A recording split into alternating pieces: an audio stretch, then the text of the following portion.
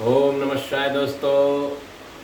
ज्ञान गुण सागर में पंडित मनोज चौबे दोबारा से फिर हाजिर हो गए। लाल बटन दबाइए, आगे औरों को भी हमारी तरफ से आगे बढ़ाइए चैनल को। देखो, सबको लाभ मिलना चाहिए, सबका भला होना चाहिए। देखो, सबकी भलाई में ही अपनी भलाई है। तो आज हम आपको बढ़िया हंसाएंगे भी और हृदय में ज्ञानवर्धक ज्ञान उतारेंगे भी आपके हृदय में। क्योंकि शरीर को मजबूत बनाने के लिए और शरीर को पुष्ट रखने के लिए हमें पुष्ट पवित्र भोजन करते हैं अपन लोग, अच्छी अच्छी चीज़ें खाते हैं। ऐसे ही आत्मा को भी पुष्ट करने के लिए, मजबूत बनाने के लिए हमें कुछ ज्ञानवर्धक ज्ञान लेना चाहिए, ताकि हमारी आत्मा और मजबूत हो और प्रबल हो, शक्तिशाली बने। क्योंकि हर जगह जहाँ देखते हैं निराशा ही निराशा हर व्यक्ति के माथे पर दिखाई देती है, किसी के मत्थे पर तेज नहीं दिखाई देता। तो भाइयों बहनों, आज अपन इस कहानी से कुछ शिक्षा लेंगे कि भरोसा करो तो भगवान पर। इस कहानी से क्या शिक्षा लेनी है कि अगर भरोसा आपको करना है तो सिर्फ भगवान पे ही करो और किसी पर नहीं। ये बिल्कुल पक्की बात है। चाहे रिश्ता कितना ही गहरा हो, ठीक है, कितना ही रिश्ता गहरा हो। तो एक सेठ थे, धनवान थे, पैसे वाले थे, बुद्धिमान थे, पढ़े लिखे थे और समझदार भी थे, और गुरु के भक्त थे। गुरु के भक्त थे, उनने गुरु ज्ञान ले रखा था। एक होते गुरुमुख और एक होता है मनमुख। गुरुमुख होता है वो परम भक्त भगवान का होता है, और मनमुख होता है वो संसारी होता है, संसार का ज्ञान, संसार की पढ़ाई लिखाई। तो भाइयों बहनों, हमारे जो सेठ थे वो गुरुमुख थे, गुरु की आज्ञा का पालन करते थे, जैसे श्री रामचंद्र जी करते थे, श्री कृष्ण भगवान करते थे, और भी बड़े बड़े महापुरुष हुए संसार में, राजा महाराजा सब गुरुओं का सम्मान करते थे। गुरु अर्थात हमें अंधेरे से उजेले में ले आए, उसको गुरु कहते हैं। सीधी सी बात है। और गुरु कोई भी हो सकता है, जो आपको अंधकार से प्रकाश में ले आए उसे गुरु कहते हैं। गुरु जिसके जीवन में आ जाए तो आप समझिए आपने सब कुछ प्राप्त कर लिया संसार में। तो भाइयों बहनों, आगे बढ़ते हैं अपन।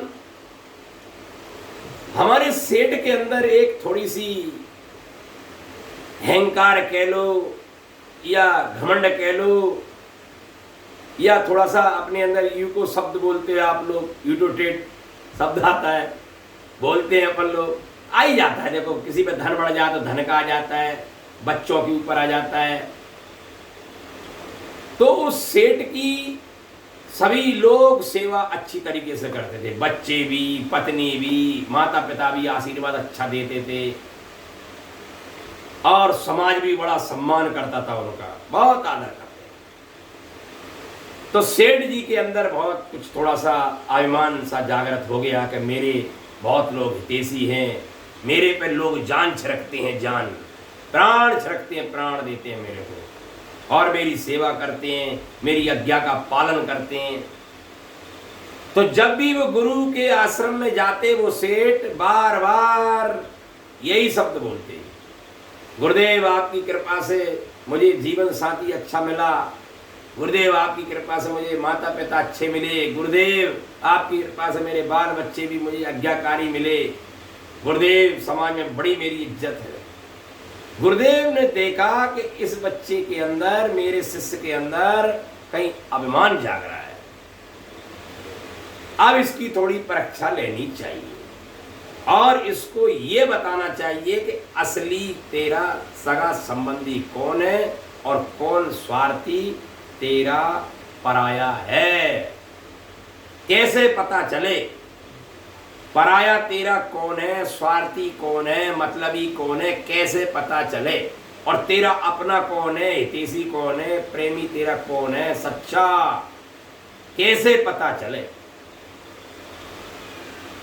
तो महात्मा जी से रहा नहीं गया, उनके गुरु से। गुरु ने कहा, सेठ बेटा तू अभी अज्ञान में जा रहा है, अंधेरे में चल रहा है। तू जिन पर भरोसा करता है उनमें कोई तेरा साथ देने वाला नहीं, कोई तेरी मदद करने। आज तू पैसे कमा रहा है, तू उनकी मदद कर रहा है, इसलिए तेरे को मानते हैं। तू अभी पैसा देना बंद कर दे, माता पिता को खिलाना पिलाना, भाई बंधुओं को, बच्चों को, सब तेरे को बेकार बोलने लगेंगे, तू बेकार है। बोले नहीं महाराज, मेरी पत्नी मेरे को बहुत सम्मान करती है, आदर करती है, मुझे भगवान समझ के मेरी सेवा संभाल करती है और बच्चे मुझे भगवान मानते हैं। तो बोले, गुरुदेव ने कहा वो सत्य है, मानते हैं तेरी बात, लेकिन ये कोई साथ देने वाला नहीं है, और नहीं माने तो अपन एक परीक्षा करके देंगे। तेरा एक भगवान के अलावा कोई तेरा साथ देने वाला नहीं है, और मरने के बाद तेरे साथ जाने वाली भी कोई नहीं है तेरे साथ। ये सब जीते जी ही बोल सकते हैं, कोई तेरे, अगर तू मरेगा तो तेरे साथ कोई जाने वाला नहीं है। सामान, सोना चांदी, घर मकान, ये तो सवाल ही नहीं है। बाकी जो तेरे से कहते हैं हम तुम्हारे को जान देते हैं, तुम हमारे प्राण हो, तुम्हारे सांसें हैं हो, तुम जी हो, तुम वो हो, कोई भी तेरे साथ जाने वाला नहीं है। बोले नहीं महाराज, आप गलत कह रहे हैं, मेरी पत्नी मेरे को जान से ज्यादा मानती है। बार बार उनके अंदर यही बार बार बार बार। तो गुरुदेव ने कहा, सेठ एक काम करते हैं, तू मेरे कहने से एक काम कर दे, बस तू एक दिन में क्या, एक घंटे में तुझे पता चल जाएगा कौन तेरा पराया है और कौन तेरा अपना है। तो सेठ जी आज्ञाकारी थे, गुरु की बात मानी। जैसा जैसा गुरु जी ने कहा वैसे ही उन्होंने एक प्लान रचा, एक नाटक रचा। नाटक, मैं देखता हूं मेरी पत्नी में मेरे प्रति कितना प्रेम है, मेरे बच्चों में कितना मेरे प्रति प्रेम है, मेरे माता पिता में कितना अच्छा लगाव है मेरे लिए, देखते हैं। और झूठ मूठी से गुरु ने कहा सेठ से कि आप एक काम करो, मरने की नाटक करो, मरने का। 1 घंटे तक तुम सांस रोकना सीख लो, बस 1 घंटा सांस रोक लो, बस 1 घंटे में पता चल जाएगा। गुरु की आज्ञा का पालन किया। योगी योग करते थे, सेठ जानते थे थोड़ा, ऐसा नहीं, तो उन्होंने धीरे धीरे अपनी सांस को रोकना चालू किया। 1 घंटे तक सांस रोकना उन्होंने सीख लिया। और जब पूरी तरीके से 1 घंटा सांस रोकना सीख लिया, तो एक दिन उन्होंने क्या किया कि अपने घर के आंगन में अचानक एक नाटक किया और मरने की एक्टिंग की और जमीन पर गिर गए और एकदम मृत घोषित हो गए।